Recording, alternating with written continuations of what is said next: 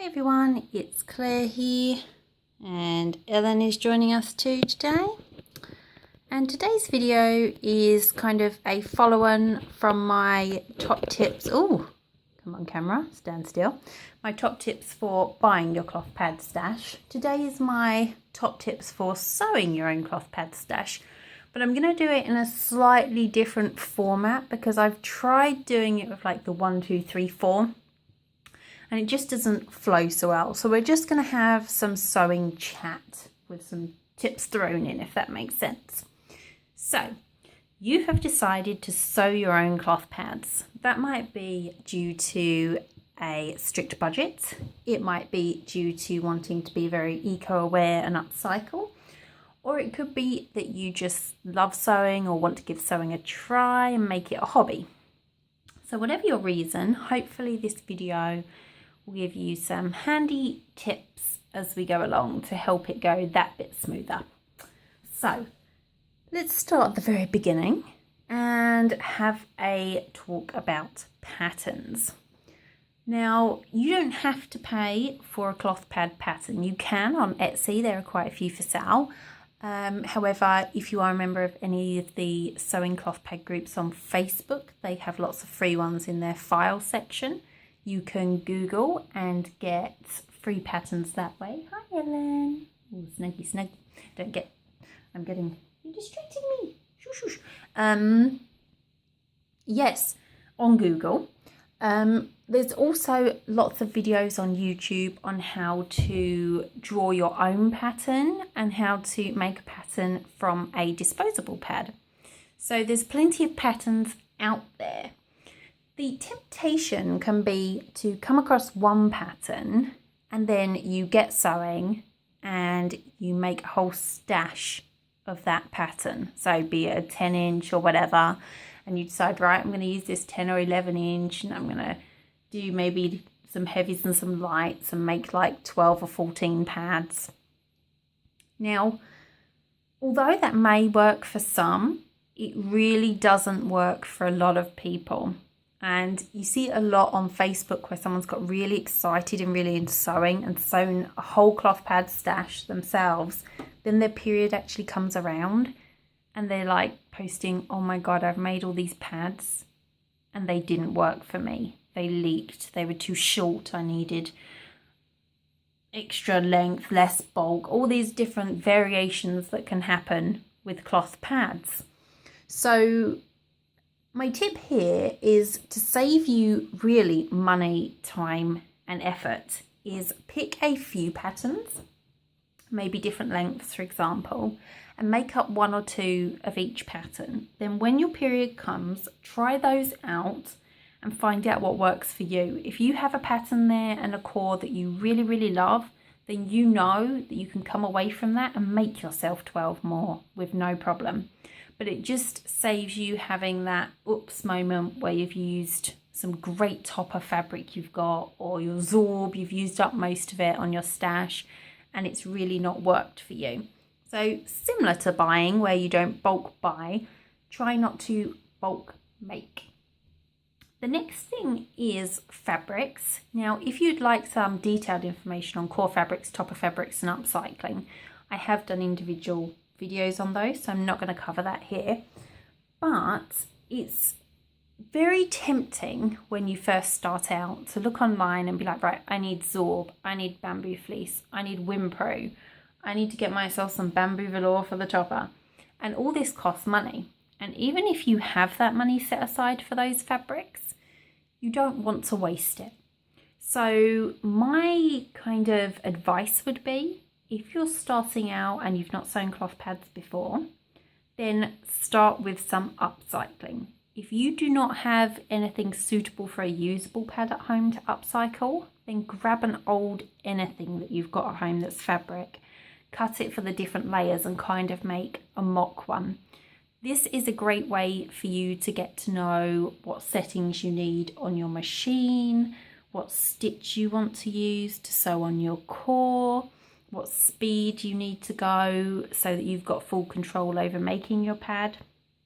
It really kind of gives you a chance to practice, but also if it does go totally wrong, which in the beginning, don't freak out, don't worry, and don't feel hopeless if you've got uneven wings, if your wings don't close, if you're really wonky at one end. You know, don't panic about any of these things. If you sew a wing down, that's happened to us all at some point. It's going to happen. There is, like anything, a learning curve when you try a new hobby or a new anything, really. So start out with fabric that you don't mind if it gets ruined or if it's not usable, or that you may discard later on when you get really good at pads. So start out with something basic that you can just sew up. The next thing I'm going to talk about is pre-washing. There's a lot of like, does this need pre-washing? Does that need pre-washing? It doesn't matter if you're upcycling or if you've got new fabric. You need to prep your fabric for different reasons, but you still need to do it. If you've purchased new fabric, with the exception of Zorb 1 and PUL, everything else needs to be prep washed at least once. Fabrics such as bamboo fleece and Zorb dimples shrink a lot, so they may need more than one wash to get your initial shrinkage done. If you don't pre-wash and pre-shrink your fabric, then there's a chance that you'll make your pad, it will be complete, you'll pop it in the wash, and when it comes out, it's going to have shrunk, which could misalign the core, it could make the wings uneven, and just generally make it smaller and look a bit tatty. So definitely pre-wash. To do that, you'll often hear pre-wash, prep wash. It's the same thing. You want to wash on hot. I wash mine on a 60 and then I put them in a hot dryer. If you haven't got a dryer and you're going to be air drying, you may need to do an extra wash. If you're upcycling, you may be thinking, well, I've washed these things 100 times, so why do I need to wash them? Because obviously previously we were pre-shrinking and we were also washing off any factory chemicals or stuff that could have got on them during the making process. With upcycled fabric, you don't need to worry about shrinking and you don't need to worry about factory chemicals, obviously.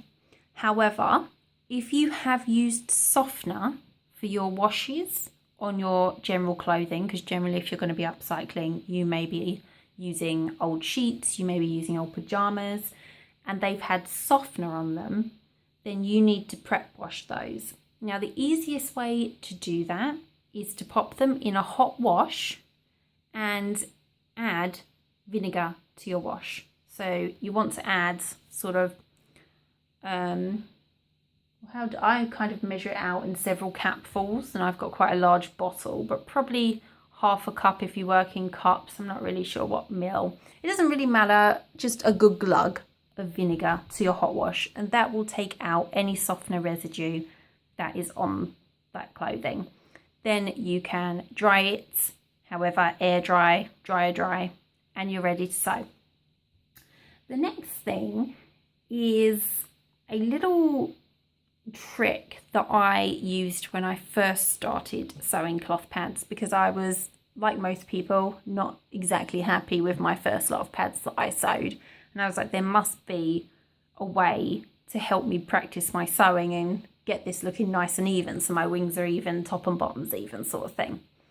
First of all, don't go speeding along. If you've watched YouTube videos and stuff, you're going to see people going, no, seriously, they're just off on one. I don't know why I just did that noise. That's kind of random. But anyway, I don't even know what that was meant to be. Oh man, I had serious lack of sleep last night because of my pain.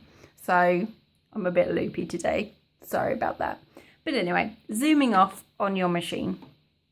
That is a big error when you first start sewing, is you think you can do it as fast as the people on YouTube. And if you're new to sewing, you really can't. So slow down. But a good tip to help you out, and an example I've got here, is the Lunar Wolf panty liner pattern. All the Lunar Wolf patterns have the double line. So I'm using that as an example, and then I'll show you how to sort this out on normal patterns that don't have that. So the Lunar Wolf pattern has a line on the outside for you to cut around, and then the seam allowance and an internal line. Now, general instructions for the Lunar Wolf pattern is to draw around here and off you go. Know your seam allowance sort of thing. But what I found really helpful was to print off 2 of these, cut one to this size and one to this size, draw around this one on your fabric, then pop this one on the inside, line it up and draw around that. Then you actually have a pen mark to slowly, as slow as you need to go, and you can stop and lift the presser foot to go around the corners. Don't forget to stop and lift your presser foot, because if you're first starting out and you've not sewn much before, don't just try and go, woo, I can do this at the corners. Stop, presser foot, as many times as you need to start you off with, but you'll have a line there to guide you, so you don't have to worry about wonky unevenness. And judging your own seam allowance. If your pattern does not have that, so this line isn't there and the seam allowance is just incorporated into the pattern, again, print off 2, take one of them and fold it in half. Then take a ruler and a pen and mark a centimetre for your seam allowance in all round. Just put a dot or something and cut that out. Then you will have a smaller pattern to pop inside to use as your line to sew along. That's a really helpful tip, I think, because I found that super helpful when I first started sewing. Also, add tabs. This one, for example, does not have a tab for turning, but you can add an extra piece of fabric, just cut an extra piece rather than going along the line, so that you can tuck that in and it will make your seam neater when you turn and top stitch. What else can we talk about while we're here? What you actually need. Now, there's lots of different bits you can get to make sewing easier and to add on to your machine. If you're hand sewing, you're in a land of pretty simple things you need. You need your thread and you need your needle. If you have a sewing machine or borrowing a sewing machine, buying a sewing machine, then it will come with your bobbins, for example, and it will either, depending how basic it is, it will come with its standard foot and maybe a few extra feet. You can get extra things. You'll hear people talking about walking feet, etc. But if you can't afford that when you get started, it's not a necessity. The things we've got here are pretty much necessities. You need your thread. Now, for making cloth pads, it's generally recommended to use 100% polyester thread, not cotton, because cotton wicks. And if you are not using a waterproof layer in your backer, such as PUL, you're just using an anti-peel fleece, there's a chance, if you're particularly heavy, that your flow could wick through the thread used to sew on the core and leak quicker through the back. Oh, Ellen's back. Honestly, it's like Godzilla arriving. How weighty are you? Dear me. Anyway, let's tie that up, otherwise we'll have Ellen playing with it. Okie doke. All right, Ellen, these are not things to hit around. The next thing you're going to need is a fabric pen. Now, you can get proper fabric pens from the fabric store, sewing shops online. They tend to be £3 or £4 each, which I found quite dear because when I first started sewing, I was going through a lot of them. I actually got a pack of these washable Crayola pens and you get loads of different colours. I think it was a pack of 12 and they cost me £3.50. And these work great. They've washed out of every fabric that I've tried them on.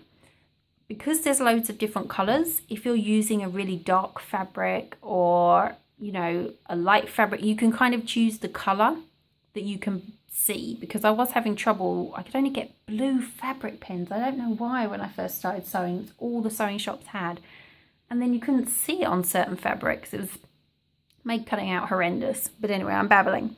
So Crayola's an option. There may be other washable markers out there you can try, or just get a fabric specific one.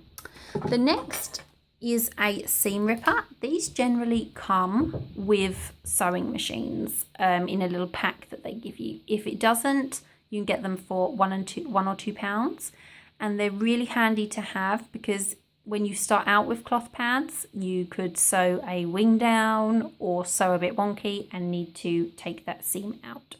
So that is something that's definitely handy for your toolkit and cheap. Scissors. You need 2 pairs of scissors for cloth pad making. A paper pair of scissors, which is these.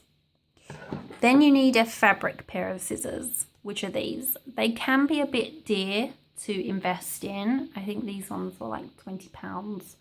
I had tried a cheaper pair and they gave me blisters. So my husband said, don't be ridiculous. Why buy another cheap pair? You're spending the same amount in the end. Get a decent pair. I've never had a blister with these ones. So they're very good. Do not cut paper or anything else other than fabric with your fabric scissors. Oh my God, I cannot stress this enough. One day I walked into my dining room. I'd left these on the dining room table next to the sewing machine, and my husband had them like that with a piece of cardboard in the middle. I just screamed at the top of my lungs, "Put the scissors down on the table now!" Like I was in some police drama or something. He put them down. Ironically, he did it really slowly. It was one of those moments you wish you had a camera for. He was like, placing the scissors down. And I was like, now step back from the scissors. We had a good laugh about it like 2 seconds later. But the horror of thinking he was going to use my fabric scissors to cut cardboard, well, bad times. If you're a sewer, you will understand that. So yes, don't let anyone near your fabric scissors. Keep them locked up if you have family around. Do not let anyone else cut with them. Get a good pair. It's worth the investment.